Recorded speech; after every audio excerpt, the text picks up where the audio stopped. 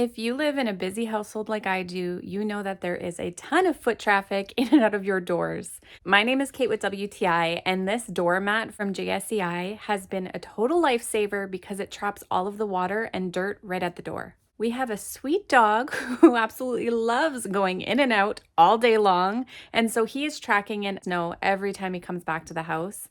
And this really does help remove a ton of it at the door. It's very absorbent, but it has a nice rubber backing, so the water is not leaking through onto our hardwood floors. It's also nice and grippy, so there's no slipping and sliding. We have this in a dark brown. It's very low pile, so if you have it in front of a swinging door, it won't get hooked. I also like how easy it is to vacuum, and then it's also machine washable. Ours is in the 2x3, but they have a ton of different sizes and also different colors. But if you're looking to trap the dirt and water and snow right at the entryway, I think you'll be really happy with this one, and that's my point of view.